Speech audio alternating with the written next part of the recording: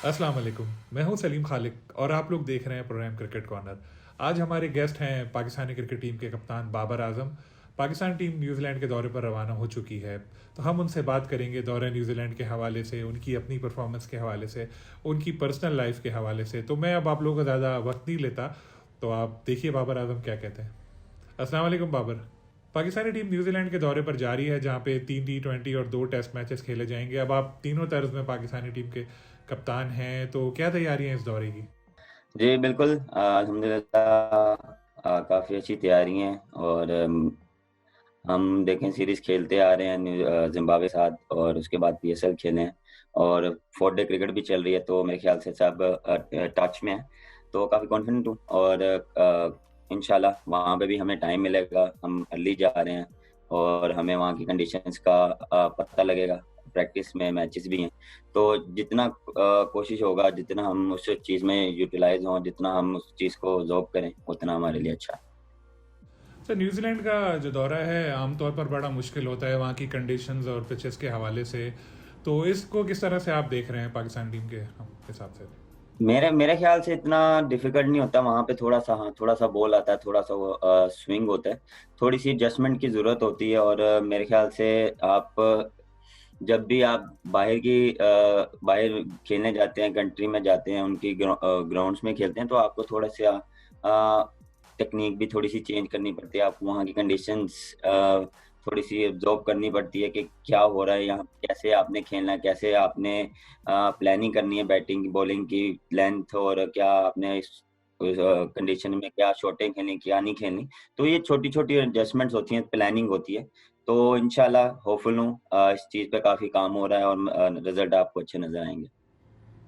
New Zealand में ज़रा मुख्तलिफ है, जैसे 3 दिन का बिल्कुल आइसोलेशन है, उसके बाद 11 डेज़ की क्वारंटीन, फिर ग्रुप्स में आप लोग होंगे, लेकिन उसके बाद शायद आप लोग को आज़ादी होगी घूमने फिरने की। तो इंग्लैंड के मुकाबले में यहाँ का कितना फ़र्क महसूस करेंगे अब बायो बबल जो है?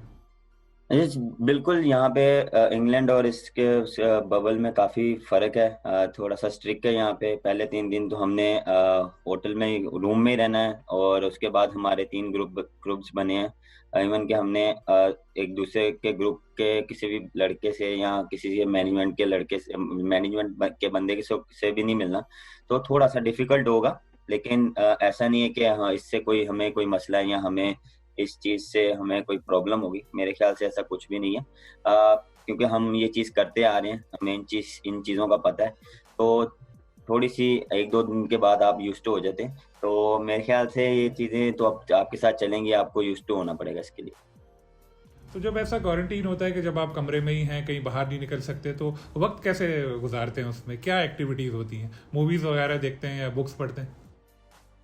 देखें टाइम आपको हाँ, कितनी देर आप उस टाइम पे तो कोशिश यही होती है कि नेटफ्लिक्स पे मूवीज़ देख लेते हैं, घर बात हो जाती है, दोस्तों से बात हो जाती है, गेम्स खेल लेता हूँ और जब आप देखो पता है कि पूरा दिन आपने क्वारंटीन ही रहना है, तो वो थोड़ा-सा आप कितनी देर मूवीज़ देख लेते हैं, कितनी देर आप ट्रेनिंग कर लेते हैं, तो वो आपको थोड़ा-सा हेजिटेशन हो जाती है। लेकिन आपको जब आहिस्ता-आहिस्ता 1 दिन, 2 दिन जब आपको मिल जाता है, आपने अपना टाइम टेबल एक सेट कर लेते हैं कि यार इस टाइम मैंने ऐसे करना है, इस टाइम को मैंने ऐसे यूटिलाइज़ करना है, इस टाइम को ऐसे यूटिलाइज़ करना है, तो आपके लिए काफ़ी ईज़ी हो जाता है।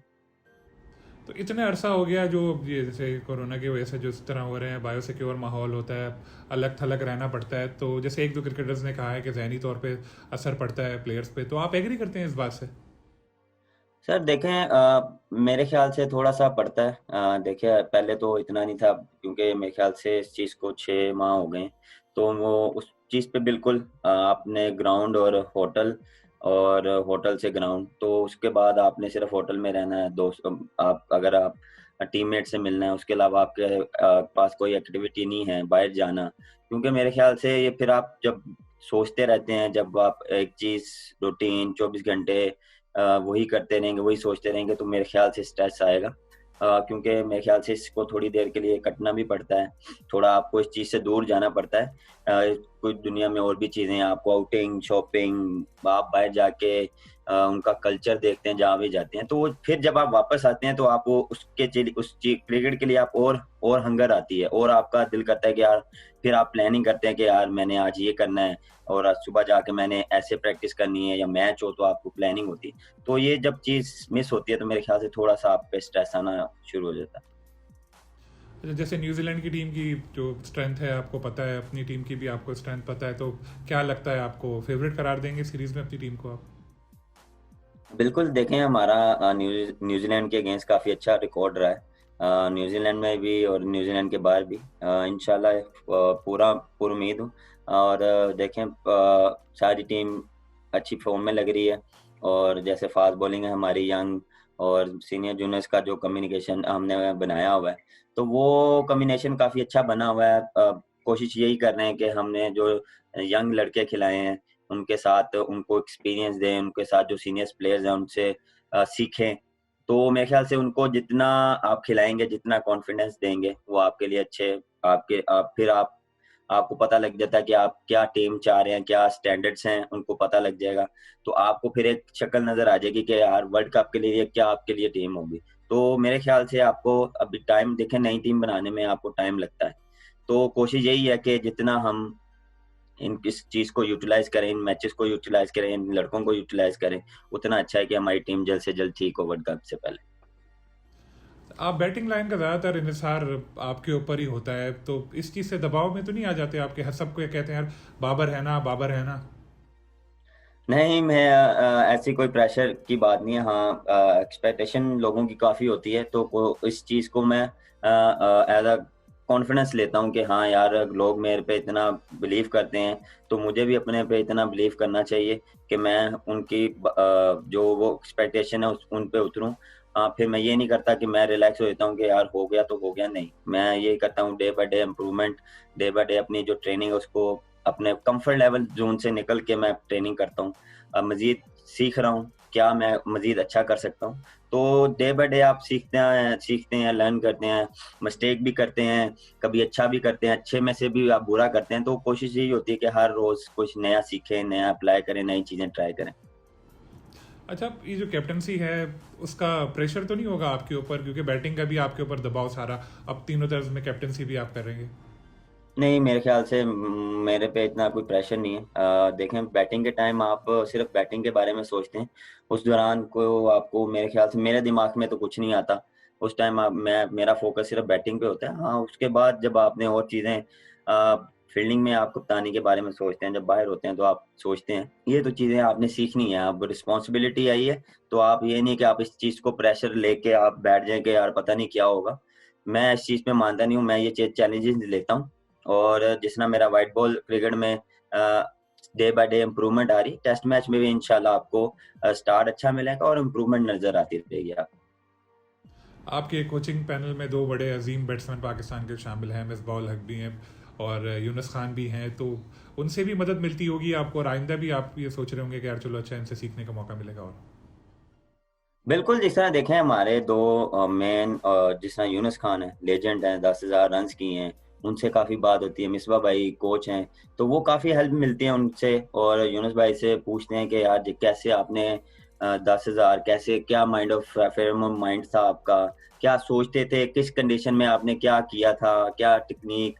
तो वो एक्सपीरियंस हम उनसे लेते हैं। हम जब भी बैठते हैं तो उनका पूछते हैं कि यार इस टाइम पे आपने कैसे खेला, या इस टाइम में आप परफॉर्मेंस नहीं कर रहे, फिर एकदम आपने ऐसी परफॉर्मेंस की, तो सारी चीजें वापस आ गई। तो वो चीज आप उनसे पूछते हैं कि यार हाँ, बैट फॉर्म में कब आप निकलते हैं, कैसे निकलते हैं। तो छोटी छोटी जो टिप्स है ना वो लेते हैं, और उनका काफी रोल होता है। मिसबा भाई काफी सपोर्ट करते हैं, पूरी टीम को बैक करते हैं। यूनुस भाई आपके सामने हार्ड वर्किंग है, और वो वैसे ही बैट्समैनों पे हेल्प करते हैं और हर चीज के लिए आगे होते हैं। सिलेक्शन के हवाले से, जैसे अभी टीम सेलेक्ट हुई थी, तो आपका उसमें होता है फीडबैक अच्छा? जी बिल्कुल, फीडबैक मेरा होता है, क्योंकि टीम क्योंकि अंदर मैंने ही खिलानी होती है, और मेरा फीडबैक लाज़मी होता है। कोशिश यही होती है कि जो टीम के लिए बेस्ट हो, वो बोला जाता है। सही। दुनिया भर के जो बैट्समैन हैं, वो जो अजीम क्रिकेटर्स हैं, आपकी तारीफ़ें करते रहते हैं। जैसे भी मेरी फाफ डुप्लेसी से बात हुई थी, वो भी ये कह रहे थे कि विराट कोहली और आप में इनको बहुत ज़्यादा ऐसी नज़र आती है कि रिजेम्बलेंस है दोनों की बैटिंग में। तो इस चीज़ को आप पॉजिटिव लेते हैं या इससे तवक्कुआत का बोझ बढ़ जाता है आपके ऊपर? देखें, जब आपके बारे में कोई अच्छे प्लेयर्स और जब आपके बारे में बड़े लोग, बड़े प्लेयर बात करते हैं, तो उससे पहली बात तो कॉन्फिडेंस आता है, प्राउड फील मोमेंट होती है कि यार कभी किसी दौर में हम इनका नाम सुनते थे कि यार ये ऐसे प्लेयर थे, अब वो प्लेयर आपके बारे में बात करते हैं तो बहुत अच्छा लगता है। एक कहते हैं कि ड्रीम पूरा होता है। तो कोशिश यही होती है कि day by day improvement improvement बहुत जरूरी है। आपको ये नहीं कि आपने जो पीछे कर लिया आप उसी में पीछे ही रहे। आगे जब कोई सीरीज आ गई तो आप उस बारे में सोच नहीं रहे। देखें, जो चला गया वो पास्ट, आगे जो आ रही है, जो न्यूजीलैंड है, उसके बाद साउथ अफ्रीका है, तो उसके बारे में सोच रहा हूँ कि आगे मैंने कैसे और कैसे करना, क्या प्लान करना है। क्योंकि अब एज ए कप्तान आपने इंडिविजुअल नहीं सोचना, आपने पूरी टीम के बारे में सोचना है, पूरे यूनिट के बारे में सोचना है। तो ये चीजें प्लानिंग अपना मैं इंडिविजुअल सोच रहा हूँ। और बिल्कुल इससे मुझे कोई वो नहीं होता, मैं लेट डाउन नहीं होता। इसमें यह है कि चैलेंज होता है कि हाँ अब मजीद आगे क्या अच्छा करना है और क्या इम्प्रूवमेंट लानी है, परफॉर्मेंस वो हो जो जिससे टीम जीते। तो ये नहीं है कि परफॉर्मेंस अपनी की और टीम हार जाए, उसका मेरे ख्याल से कोई फायदा नहीं है। और मेरा माइंडसेट ये है कि परफॉर्मेंस वो हो जिससे टीम जीते। लेकिन कुछ साबिक क्रिकेटर जैसे इस तरह भी कहते हैं कि आप मैच फिनिश नहीं कर रहे थे, लेकिन आपने अभी कराची को टाइटल जितवाया।